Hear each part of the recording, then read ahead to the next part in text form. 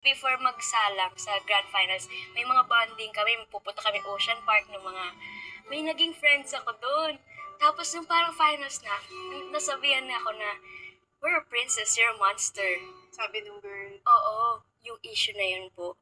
Sobrang nun sa akin kasi ako yung top 1 po na sure nang gusto nilang tanggalin. Naramdaman mo ba nung na nawawala ka na? Opo, kasi andun na po yung ipapalit sa akin, tinitraining na po eh. May plot twist yun, Miss Tony. Ano ang plot twist? Yun ang inaabangan ko. Okay. What? Oh, Di ba parang ang galing? teleserye! Hindi Mm, nga. opo. Yan ang sinasabi ko sa inyo. Kaya, Plot work. twist! Yung time na yun po, hindi ko rin kasi po nararamdaman, hindi nila pinaparamdam sa akin. So, feeling ko naglalaro lang kami. Yun lang po, hindi siya umano sa akin na ako pala yung pinaka-bagets na nag-show. So, lumaki ka ng Pampanga. Yes po, sa Pampanga. Paano mo i-describe yung childhood sa Pampanga? Typical po na bata na nasa kalye, nakikipaglaro po sa mga kapitbahay. Kasi dati po naalala ko, meron doon bakanting lote po. Doon kami lagi nagtatago-taguan ng mga kaibigan ko. Nung lumalaki ka, paano mo i-describe yung family dynamics ng nanay at tatay mo? Sila po kasi, hindi po sila masyadong nag-uusap. Pero okay naman po. Pag Okay. sinabi mong hindi nag-uusap, Hindi naman po ako lumaki kasi sa family na toxic po. Alam ko lang po na mas okay sila pag okay Walay? sila ng opo. Pero hindi po nila pinaramdam sa amin naman na may away, may gulo. ang ilang ka sa Peaceful pa rin. magkakapatid? Pangalawa po. Tatlo po kami kasi. May ate po ako, tas ako. Tas dalawang lalaki. Doon sa bago ng asawa ng Isa mami po. mo. May isa, Ah, yes. okay. Tatlo po kami sa papa ko. Paano ka napasok sa pag-artista tsaka pagsali sa Little Miss Philippines? Kasi po, pag sa bata ka, lagi ka nanonood ng TV, nakikinood kami sa kapitbahay namin. Tapos nakita ko po na may mga audition po. Pangarap ko talaga na mag-artista. Lagi ko sinasabi, balang araw ako yung mapapanood dyan. So, nung nakita Hindi ko, nga, nung bata ka pa. Opo, kasi Bakit? Ano yung gusto mo sa pag-artista? Anong pinapanood mo nun? Itbulaga po talaga. Doon po talaga kami talaga nanonood. So, nung nakita ko na may audition po ng Little Miss, sali agad. Sinabi ko sa nanay ko na, sama tayo, sali tayo. Baka malay mo, ito na yun.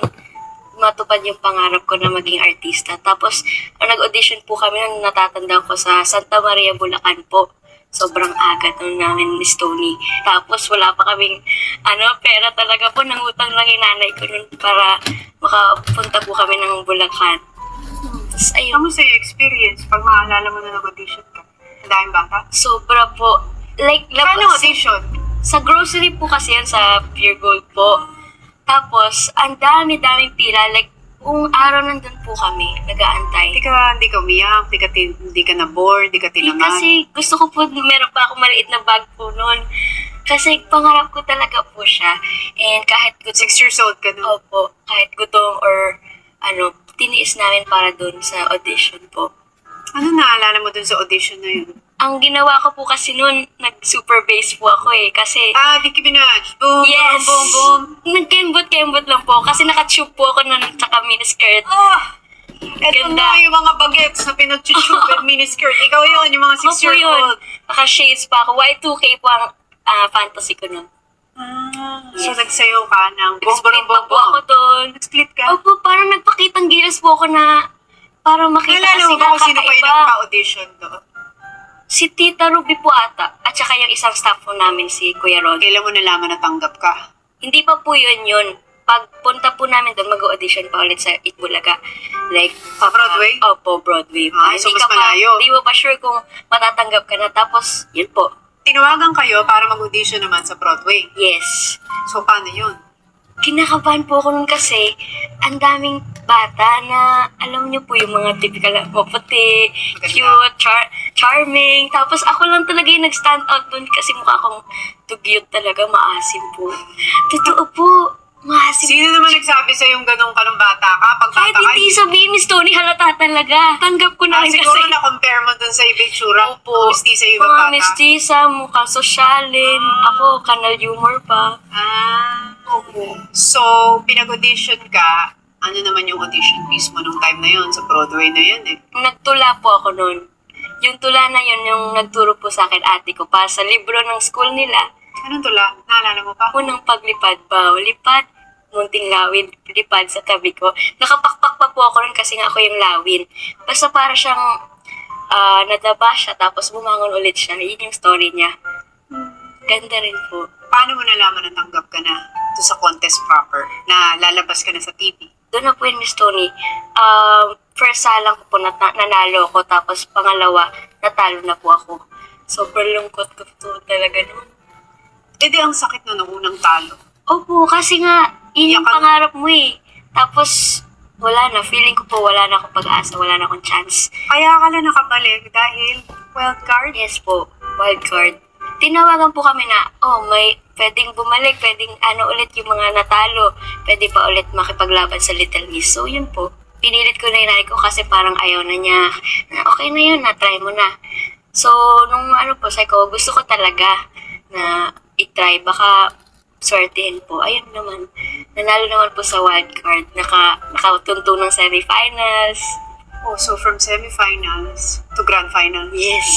Para sa'yo talaga yung taon na yun, no? So, paano kung babalikan natin? Ilang years na yun? Titignan. 14 po.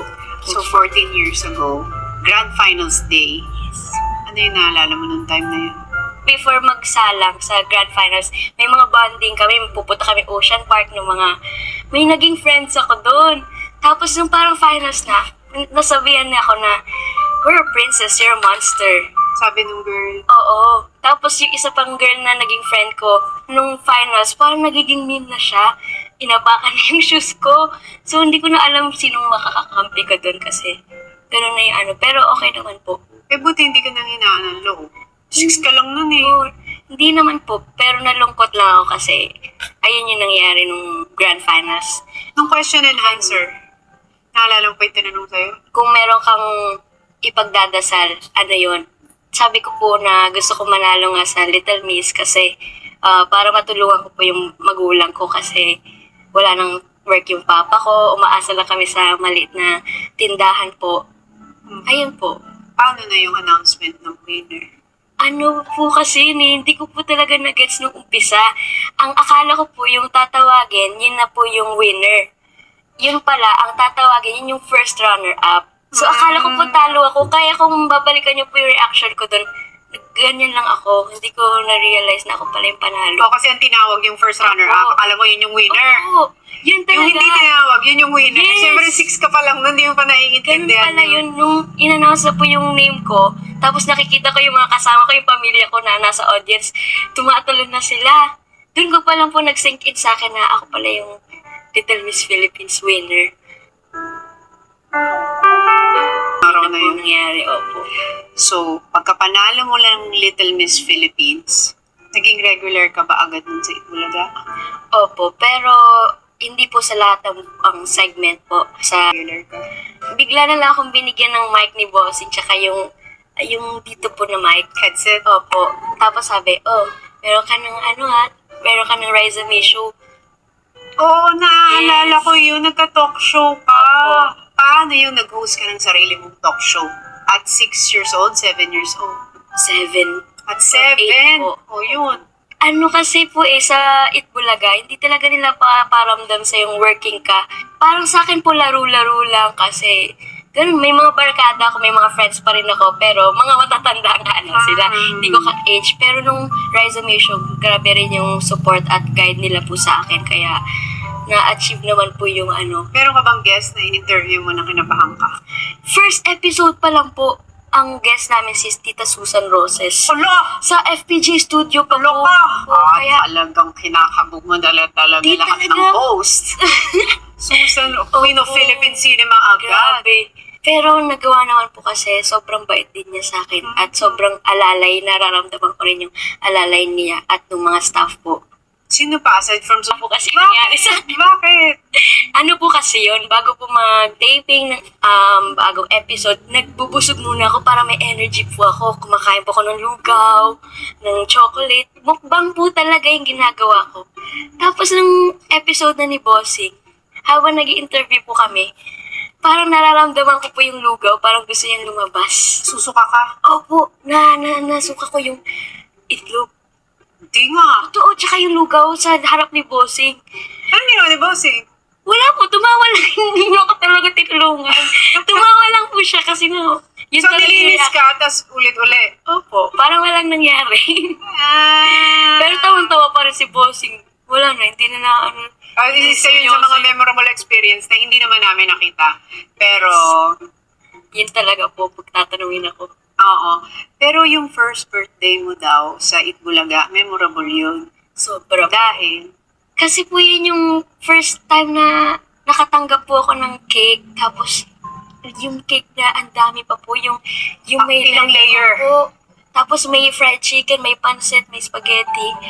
Kaya, sobrang iyak ko noon kasi hindi ko alam na ma-experience ko po yun sa birthday ko. tapos sa national television pa. Opo, kasi June 9 po ako nanalo, June 12 po birthday ko.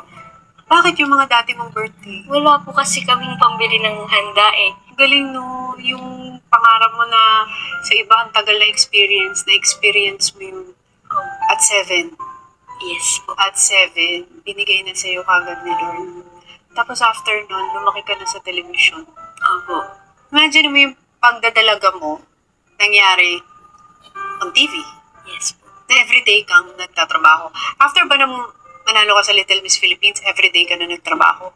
Opo. Tapos may mga shoots pa po, commercial. Commercial. Oo, racket pa po. Ah, yes. Chacha era po yun eh, kasi... Oo, yung mga barangay Opo, yung shows, mga ganun. mga contest, ikaw ang guest. Opo, yung mga... Naranasan ko pa yung may racket dito, tapos tatawid na naman sa isang racket sa isang araw. Lagari ng Opo. isang araw. Eh, paano yun? Napapagod ka ba noon ng time na yun?